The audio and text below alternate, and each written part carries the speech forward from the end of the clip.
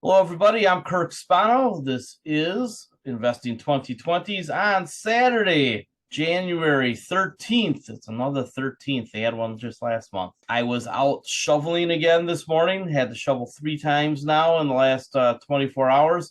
We have had our first snowstorm, and I will tell you, at the moment, I am a fan of global warming. We've gotten about a foot, maybe 15 inches of very, very wet, heavy snow, and it's going to hit 0 tomorrow. So it's going to go from 30 degrees to 0 degrees with a polar vortex. I think that giant monster, that giant frosty looking monster with the long hair, well, Heat Miser's nemesis is going to show up too. So we've got over a foot of frozen water. It's so heavy. I knew not to try to shovel it all at once. So every time there was 3 or 4 inches, I went out and got rid of it. Only about 200 square foot area, but still enough shoveling that my back already hurts. And I did not want it all to turn to ice that I was going to have to wait for it to melt. So I've been clearing the snow so that we have a clear area around the door. I've shoveled off a little bit of grass so that the dog has a place to go. And yeah, very exciting. Biggest snowstorm we've had in a few years. So we are out of power, without power, from about 7 o'clock last night until about 4 o'clock in the morning. And we are in a condo complex. So on two sides of us, we have neighbors' walls. So we must have insulated each other pretty well. It never got under 60 degrees. So that was good.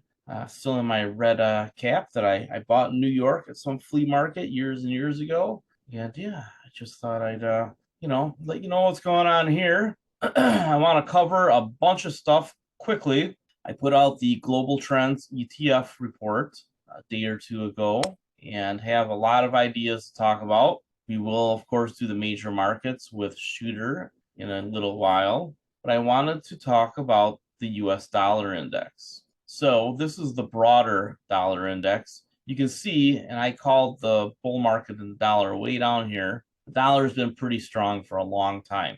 And you still get the ooh, dollar is going to crash crowd. And yet it's been doing this for a long, long time. These are the currencies that it's primarily measured against: the euro, UK, Mexico, Japan, China, Canada, because those are our major trade partners. So that's who it gets measured against. And this is everybody else. It's 29 countries, I believe, that we measure against. And here you have the S&P 500, which when the dollar gets weaker or when there's money printing tends to go up, and when the dollar gets stronger tends to go down. We had tightening in the Fed, dollar went up. We had the dollar go down. You can't quite see that. This is when the Fed did their special facility to help the banks. Dollar went up. Now we've had some choppiness. Got that year-end rally, which is typical of an up year, and now we've had some choppiness again. Big news this week was, of course, Bitcoin. And, suddenly people are like, oh, Bitcoin's going to go to 30,000. Look, we knew that the Grayscale Bitcoin Trust was going to get redemptions because they're way more expensive than the other ETFs. And that's all that was going on yesterday. It should be over with on Tuesday, probably. So Bitcoin will resume its uptrend in the next week or two, and largely because everybody who understands this stuff, which is almost nobody, understands that the Federal Reserve is going to loosen up fast and hard. Now, you still have the broad market going, oh yeah, the Fed's going to lower like 5 or 6 times in the next year, a quarter point and a quarter point and a quarter point, and they might bring the rate down to like 4%. Oh, it just makes my head hurt when I hear dumb people talking about things they don't understand. Look, very simply, the U.S. budget deficit is now 7.5% of GDP. But wait, there's a pretty good chart coming up. It's not that bad. What's bad is the cost of the debt is 16% of that big number. So simply getting rid of a lot of the interest on the debt dramatically reduces the annual federal deficit. I've talked about this for, 2 years now, that we were just going through a cycle where they normalized interest rates to control inflation, and we are going to go back to a period where the Fed has lower interest rates. If inflation is between 2 and 3%, and the Fed gets their interest rate down to between 2 and 3%, then the real rate of interest that they're paying, the government's paying, is basically zero. So if the cost of the debt drops dramatically, and obviously it doesn't apply to existing debt, but it would apply to new debt, which is rolling over the old debt. So over time, you reduce all of your interest rates. What you would expect is that this number is going to start to shrink. It only has to get cut in about half. Suddenly, we have a balanced budget. A balanced budget, you say, Kirk? I have never heard of such a thing. But yet we did it 24 years ago, 25 years ago. And that's when this number was a lot smaller. The numbers that we're going to have a hard time keeping from rising are these two numbers as the baby boomers retire. So as the baby boomers retire, which comes to a head in 2029 when the last baby boomer gets on Medicare, these numbers will reach their peaks up here somewhere, and then the boomers will start to die. Over 20 years, these numbers will come down, and then they'll go back up again when the millennials retire 20 years after that. So these numbers are going to be wavy up here for a while, 40, 50 years. For all intents and purposes, for our way of thinking, that's forever. What do we care about 100 years from now other than the climate and leaving money to people? So in order to balance the budget, we just have to ride out this wave. Well, there's a country that's already done it. We already know how to do it.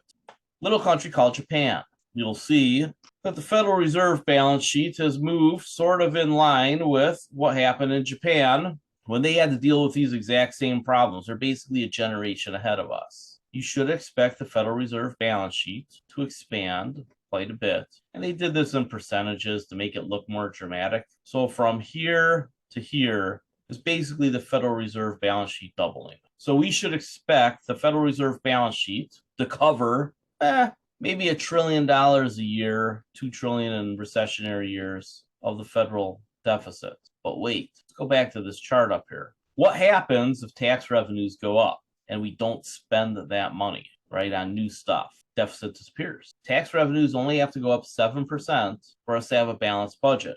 In 2 years, what expires? The Trump tax cuts. And I'm going to say they expire because even if he wins the presidency, he won't have the full Congress. Everything is projecting out right now that the Democrats retake the House by 10 or 20 seats in that range, and that the Senate is plus or minus 1 vote. So the odds of the tax cuts getting renewed are low. If they do get renewed, if there's some sort of compromise, it'll probably be to keep the higher standard deduction, which is better for lower income people, not higher income people. And it's almost like a flat tax rate when you do that, which people love to talk about. Oh, let's do a flat tax. Let's just do 15% for everybody. Well, first of all, fine, you want to do a flat tax. The reality is that you'd have to do like 30%, 35% to avoid running a deficit.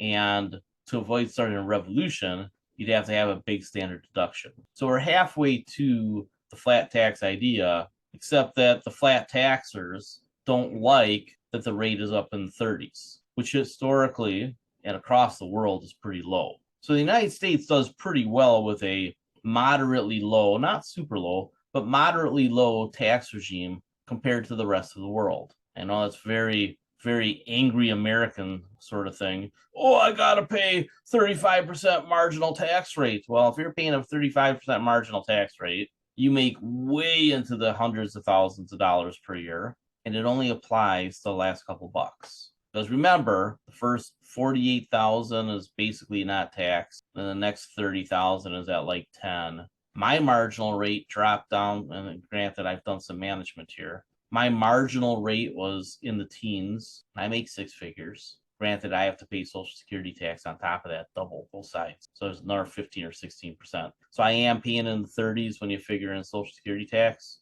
But the reality is that for me to get to that point, I had to be making 6 figures. So when people stomp their feet and pound their chest and sing their songs and throw their shit about how the United States has this horrible, horrible debt problem, I can categorically say that they are zucking lying to you. They may be zucking lying to themselves. They might not just know, and that's fine, right? It's not like a household budget. I mean, you could try to figure out your household budget and create equivalents here, right? Well, this is my health insurance. This is, my rent and food. This is my credit card debt. This is my 12 gauge. This is the gardener. This is grass seed. This is, I don't even know what OPM stands for. Oh, OPM, other people's money. That's kind of funny. This is my car. It's just, I get so tired of having to explain that we really don't have a debt problem. And to the extent we do have a debt problem, we have a mechanism for controlling it. If the Fed balance sheet doubles over the next 20 years, we're probably in pretty good shape. One of the things to remember, and I had this up a second ago, it might actually be in here somewhere. There you go. There you go. It's right up here.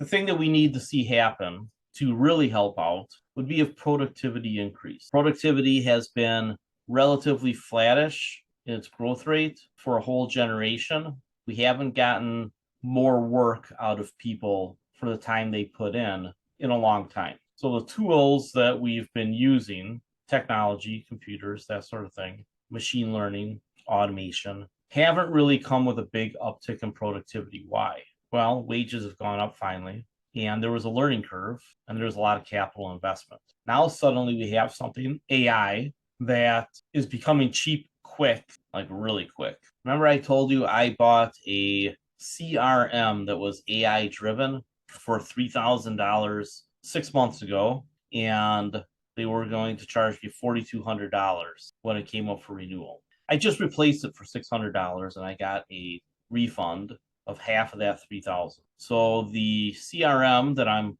putting into place now is 80% less than the one that I bought last year, and the one that I got my prorated refund on paid for it. That's how fast the cost of AI is coming down. So when we take a look at the world and we decide whether or not it's in big trouble, we should incorporate into the idea that AI is going to be the greatest assistant that we've ever had, and it's going to make automation even more automated.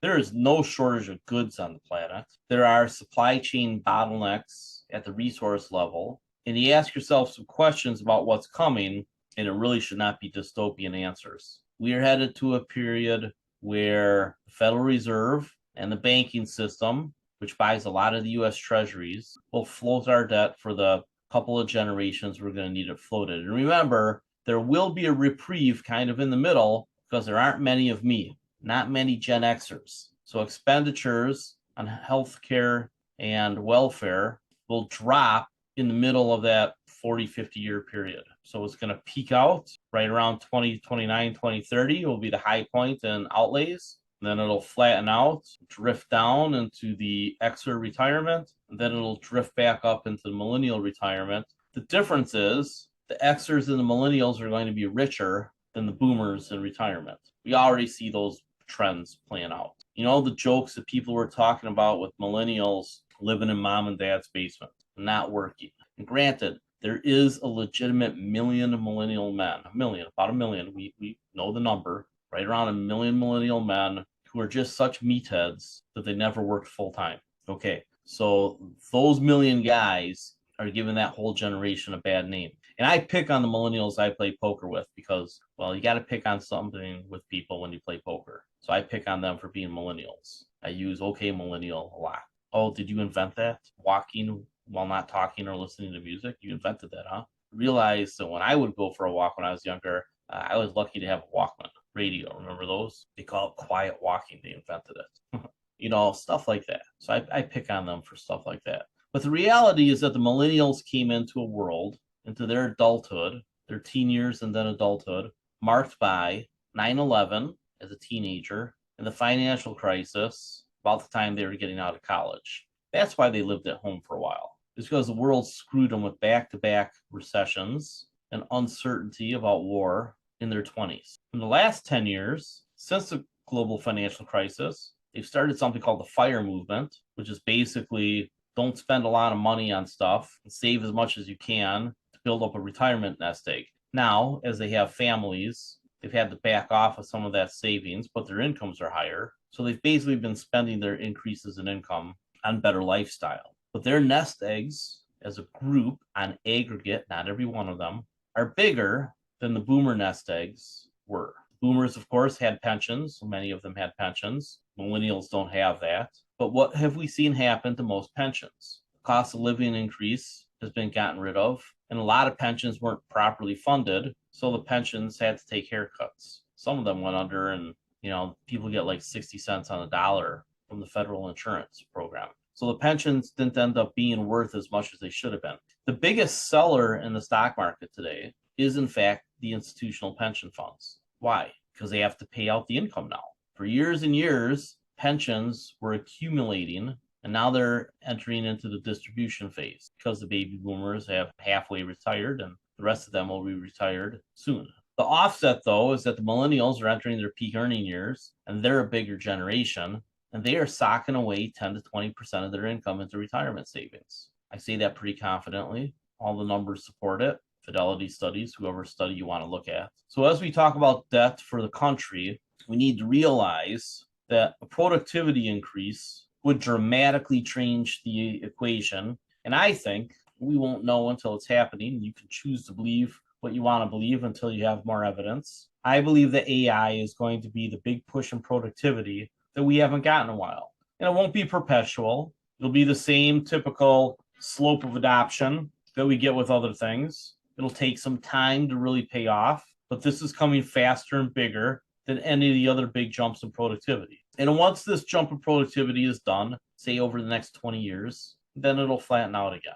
The big jump in productivity after that could be cheap materials from space. But that's a generation or two away, so let's not worry about it. Let's just understand that space exploration is really tracking science fiction with a leg. I don't know that we'll ever go to speed of light, but we're going to have a satellite doing mining samples on an asteroid this year. Once they figure out how to mine it and then get, barges full of the stuff back, and somehow get it down to Earth without causing a problem, and science will figure that out. In any case, federal budget is not that big of a deal because tax revenue probably is going to go up a little bit. The Federal Reserve and the banking system is going to float the debt. The banks have a problem this year with commercial real estate. So the catalyst for giving the banks the tools to buy U.S. treasuries is to bail out their balance sheets, which we've talked about, with a special facility, don't call it QE, and for the Fed to wind down the quantitative tightening program. So if the Fed starts winding down the quantitative tightening program and does a special facility, don't call it QE, it's basically QE. The Fed balance sheet starts to expand again. It's not a very hard formula. I'm going to share this particular report, and I'll give you a code for buying in here. It's not a cheap subscription. It's over $1,000 a year, but I will give you access to this one with a code. If you want to buy it, you can buy it. It really is good. The thing is that I don't like the economic lens that they use, but if you treat it like a Keynesian that lives in Tokyo, it works because you get the information you need, or you can just listen to me and I'll synthesize it for you. All right. So if the Fed is going to create more liquidity, we know that that's good for the stock market and the real estate market. So the bullet points here are, that's not that bad. Congress and the president are negotiating a deal where spending doesn't go up much. Interest rates will come down, cutting the annual deficit in half over the next couple of years. And when most of the Trump tax cuts go away, the budget will be really close to being balanced. And it doesn't have to get all the way to balanced. It just has to be close to balance, within 1 or 2%, because that jives with population growth. If you have noticed, there has been immigration, kind of super secret, 500,000 Venezuelans here, as many Mexicans as we can let in on the border there. The question is, how do you control it? How do you get them into the system legally? Amnesty is a great idea for the people that are here and haven't committed a crime. Give them their 10-year path to citizenship. We do have a congratulations to make. I don't see him on, but one of our longtime subscribers got his citizenship recently. 10-year process. Been in the United States 10 years. Went from work visa to 12B1 to finally being a citizen. It was a long, windy road, but he works at Microsoft. His side project is AI, and he's a pretty smart guy. Remember, when you hear about immigration, that most people who are immigrants, and think about your family, they got here. It was not an easy journey. It took some intestinal fortitude to get here, some courage, some guts, some stick-to-itiveness. The United States is great because people who took the chance on coming here had some big balls. So please don't be one of those people who pound the table and say, we got to control the border. And we don't. Not really, no. Not from the standpoint of keeping people out. We have to figure out how to integrate them in. Because as the baby boomers retire, we are going to need more people. You're going to need somebody to take care of you someday. All right. More money in the system, more liquidity. What is that good for? risk assets. This is AIA, Asia 50, iShares Asia 50 fund. And I just started scaling in.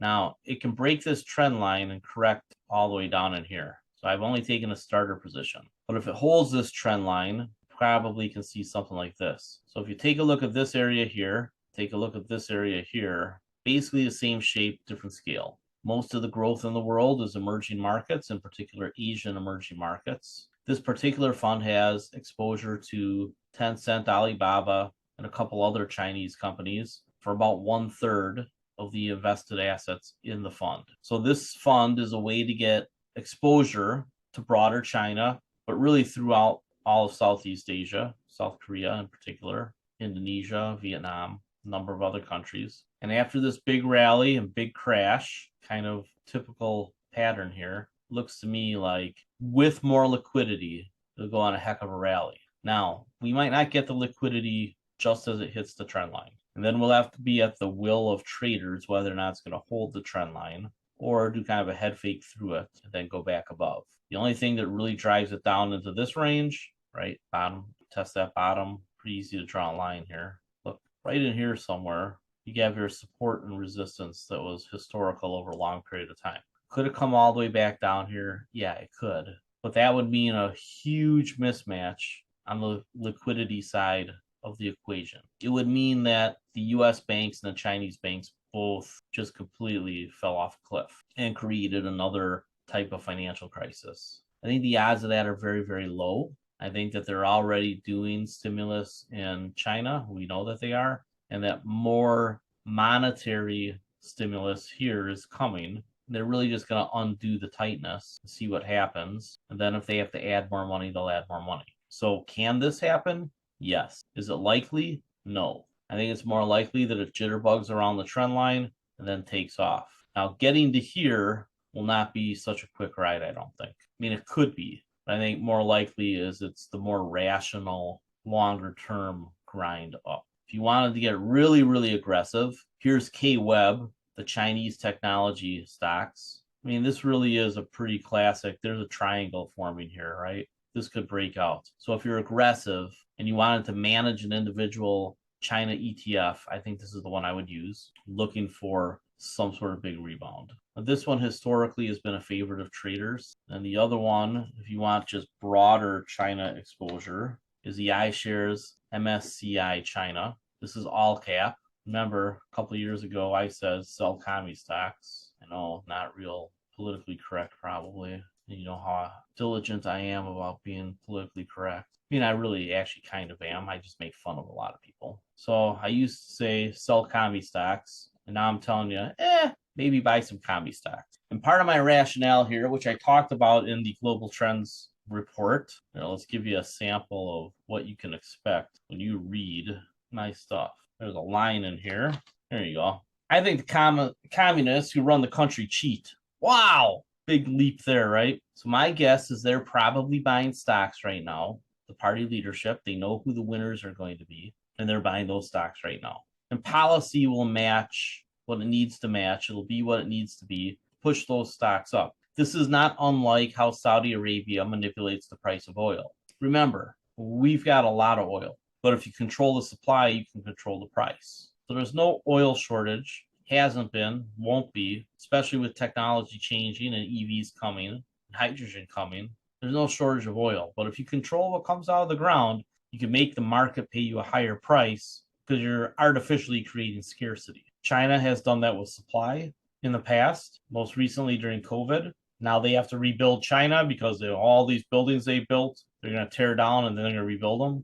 Because why? Because if you play with the balance sheet, you can do it. So I think the Chinese are just going into a different part of the cheating cycle, manipulation cycle, and they're going to push stock prices up because they're going to print money. Remember, China essentially is a debt-free country. The reserves versus their provincial debt are about equal. So China's going to start running deficits, big ones. And that's going to push money into the international financial system. It's going to push risk assets up at the same time that the United States is doing it. So the two biggest economies in the world to deal with problems that are essentially demographically driven, not cyclical, right? There's cycles within the secular trends, but really this is all secularly driven. They're just going to do what China did. Excuse me. They're just going to do what Japan did. They're going to stretch out their balance sheets at the same time over the next decade. And then there will be a lull, and then they'll have to do it again probably. Understand this big picture. I've been calling it slow growth forever since 2013. Now, I brought up the concept in 2013 of how the secular trends would play out. Not dissimilar to Harry Dent. He's just a bad investment guy, but he's a good economist when it comes to forecasting the trends that are demographically driven. What he never wrapped his head around is that there are long and variable lags from when the problem appears, when the markets react, to when policy shifts. It just takes time to do things. This is pretty easy to see that the United States probably isn't going to be this steep, but it's going to get there over time. Fed balance sheet will double, I'd say, over the next decade. Then it'll come down. Then we'll see how it deals with the millennials. If the millennials are richer, like I think they will be, on their own, plus what they inherit, I think the millennial retirement should be pretty good for them because they have been saving more than the boomers did at the same ages. And I would just like to point out one thing in energy. You know, we've been talking about energy deals in the Permian, but it's everywhere. Fossil fuel companies are merging everywhere. So Chesapeake has gone from darling to bankrupt to leader to merger during my career.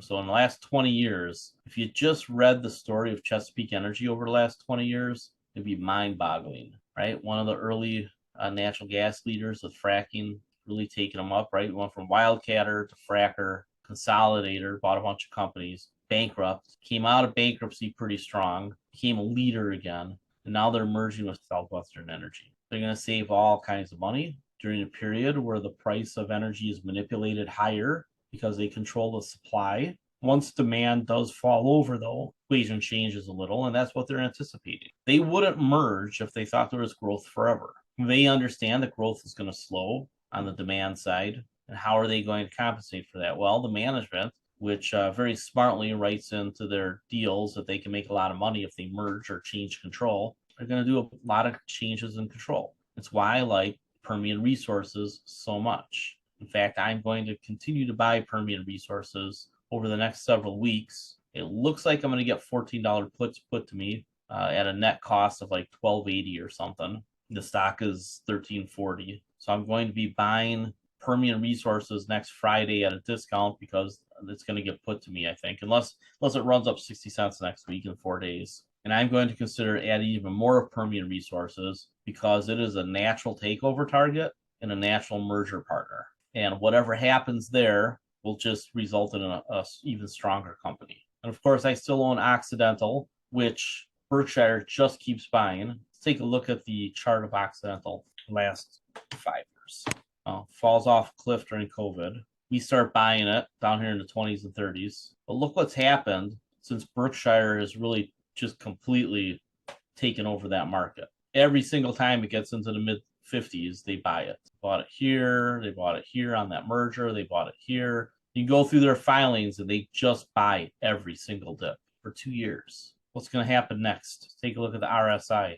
RSI is closer to a low point than a high point. It's a pretty easy answer what's going to happen next. At some point it breaks out. That's what's going to happen. So they're going to keep making progress on paying off their debts. They're going to start getting hundreds of billions of dollars of tax credits because of the Inflation Reduction Act. And those are tax credits that Berkshire wants. If Berkshire ends up buying 80% of this company, they can consolidate the tax credits to their energy company. And Occidental is the leader in carbon capture, them and Chevron. So this is the Berkshire line. You should be selling cash secured puts every single chance you get. If they expire, sell more. As long as your net cost of acquisition is in the upper 50s, you're doing a good job. All right. Yeah. Somebody, Shooter. Well, I'll talk to Shooter about it in a minute. Shooter made a comment about this. All right. Let's call that the end of macro dashes and give me 1 minute to get Shooter online here, and we will do major markets.